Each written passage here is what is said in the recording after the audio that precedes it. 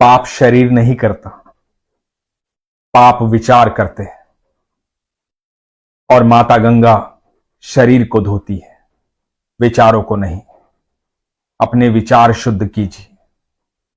उनको शुद्ध करने के लिए आवश्यकता है भक्ति की, श्रद्धा की, विश्वास की, आस्था की। अपने आप को शुद्ध करना चाहते हैं तो बड़ी आत्मा से बोलिए हरे कृष्ण कृष्ण कृष्ण हरे हरे, हरे राम राम राम हरे हरे। हरे कृष्ण दोस्तों, आज जो अनुभव आपको बताने जा रहा हूं, यह अनुभव है प्रयागराज की रहने वाली रेणु भारद्वाज का। रेणु भारद्वाज बताती हैं कि मथुरा जाती रहती थी, वृंदावन नहीं गई थी, बाके बिहारी से नहीं मिली थी। इस बार वृंदावन जाना था, बाके बिहारी से मिलना था। उसके लिए गुहार लगाई राधा रानी को। राधा रानी को कहा कि हे राधा रानी, इस बार ठाकुर जी से मिलवा देना, ठाकुर जी के दर्शन करवा देना। तो वृंदावन जाना हुआ ठाकुर जी के पास। बताती हैं कि पहली बार बाके बिहारी से मिलने गई थी। सुबह 5 बजे लाइन में लग गई। 8:45 पर मंदिर के प्रांगण में पहुंची। बहुत भीड़ थी। ठाकुर के चाहने वालों की भीड़ वहां लगी रहती। ठाकुर से मिलने लोग दूर दूर से आते हैं।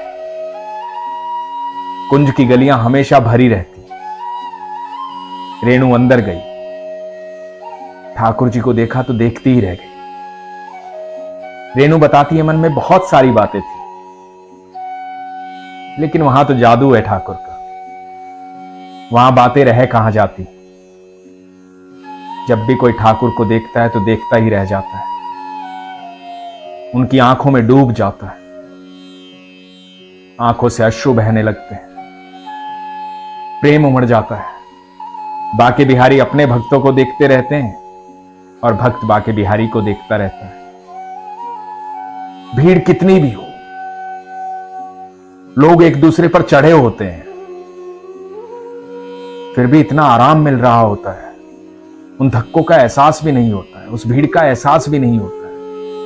बस संबंध आपके और ठाकुर के बीच में रह जाता है और कुछ महसूस ही नहीं होता। तो रेणु जी बताती हैं कि ठाकुर जी को निहारती रही। रेणु जी के बेटे ने उनको अपनी पहली कमाई से एक आईफोन गिफ्ट किया था। बेटे ने सोचा था जब मैं कमाने लगूंगा तो मेरी मम्मी को मैं एक आईफोन दूंगा। बेटे का सपना था। तो आईफोन भी रेणु जी के पास था। रेणु जी ने वो आईफोन जो है पर्स से निकाला और अपनी पॉकेट में रख लिया, इसलिए कि कभी गिर ना जाए कहीं। थोड़ा सा भय था उनको, क्योंकि उस फोन से उनकी फीलिंग्स जुड़ी हुई थी। रेणु बताती है कि बहुत भीड़ थी। जब दर्शन हो गए, ठाकुर जी से मुलाकात हो गई, ठाकुर जी को देख लिया, तो बाहर निकलने लगी। बाहर निकलते वक्त भी बहुत भीड़ थी। बड़ी मुश्किल से बाहर आई। बाहर आकर के देखा अपनी पॉकेट में, तो फोन नहीं मिला। तो पर्स चेक किया, पर्स में भी फोन नहीं मिला। जब ना पर्स में फोन मिला, ना पॉकेट में फोन मिला, तो परेशान हो गई, घबरा गई, विचलित हो गई। कोई भी व्यक्ति विचलित हो जाता है जब भौतिकता से जुड़ा होता है, क्योंकि आईफोन भी सस्ता आता नहीं है, बहुत महंगा आता है। ऊपर से भावनाएं जुड़ी हैं, क्योंकि बेटे ने दिया है, वो भी जन्मदिन के दिन। तो घबराकर गार्ड के पास गई, बोली कि मुझे अंदर जाने दो, मेरा फोन अंदर गिर गया है। गार्ड ने मना कर दिया। गार्ड बोला कि नहीं, आप यहां से अंदर नहीं जा सकते। गार्ड की बात भी सही थी। इतनी भीड़ आती जाती है, लोग तरह तरह की बातें कर देते हैं, किसकी बात पर वो विश्वास करे। तो गार्ड ने जाने नहीं दिया। अब रेणु जी के पास कुछ चारा था ही नहीं, क्या करे क्या ना करे।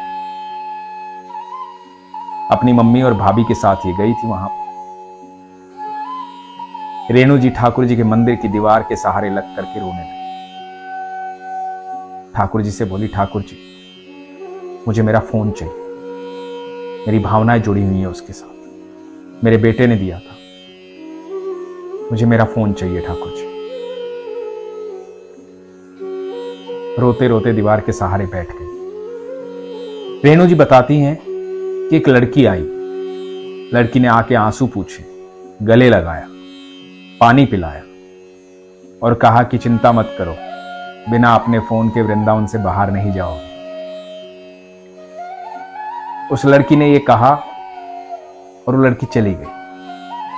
रेणु जी को लगा कि ये मुझे क्यों कहने आई थी, मैंने तो इसे बताया भी नहीं कि मेरा फोन गुम हो गया है, मैं तो बस रो रही हूं यहां। ये सोच ही रही थी, इतने में रेणु जी की भाभी ने कहा कि तुम्हारे भैया का फोन आया है, तुम्हारा फोन किसी लड़की को मिल गया है और उस लड़की की बस थी, वो यहां से जल्दी चली गई है, उसने अपने होटल की रिसेप्शन पर रखा है, तुम वहां से ले लेना। और होटल का एड्रेस बता दी। अब रेणु जी, इनकी मम्मी और इनकी भाभी जल्दी से भागकर वहां पहुंचे जहां वो होटल था। वहां पहुंचने में 1 घंटा लग गया। मन में बहुत सारे विचार चल रहे थे, बहुत सारी बातें मन में चल रही थी। जब वहां पहुंचे होटल में तो रिसेप्शन वाले ने कहा कि हाँ, वो हमारे यहां गेस्ट थी और उन्होंने कहा है कि मेरे रिलेटिव्स आएंगे, उनको ये फोन दे देना। और फोन दे दिया।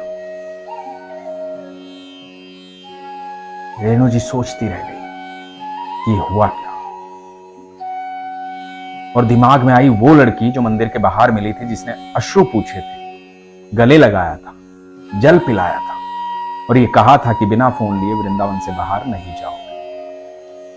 रेणु जी ने तो गुहार की थी राधा रानी से कि मुझे बाके बिहारी से मिलना है। अब एहसास हुआ कि बाके बिहारी से तो मिलवाया ही मिलवाया और खुद भी मिलने चली आई राधा रानी। इस तरीके से आई कि मैं पहचान भी ना पाई। आप यकीन मानना दोस्तों, जब आप ठाकुर जी की नगरी जाते हैं, वृंदावन जाते हैं, तो आपको ठाकुर मिलते जरूर हैं जब आपकी आस्था और विश्वास होता है। वो कब, कहां, किस रूप में, कैसे मिलेंगे वो आपको भी नहीं पता, वो किसी को नहीं पता, लेकिन वो आपको एहसास दिलवा देंगे कि मैं आया था तुम्हारे पास। राधा रानी आपको एहसास दिलवा देगी कि मैं आई थी तुम्हारे पास। ठाकुर जी कण कण में विद्यमान है, राधा रानी कण कण में विद्यमान है। लोग वृंदावन जाते अपनी मर्जी से हैं, बड़े दिल से हैं, आस्था से हैं, विश्वास से हैं। जब वहां चले जाते हैं और वहां से लौटते हैं तो ऐसा लगता है कि सब कुछ वहां छोड़ कर आ गए, कुछ बचता ही नहीं है। एक अजीब सा पागलपन दिमाग में छा जाता है कि मुझे वापस जाना है, मुझे ठाकुर से मिलना है, मुझे राधा रानी से मिलना है। यही तो जादू है वहां का, यही तो है मेरा ठाकुर, जो एक बार देख लेता है बस देखता ही रह जाता है।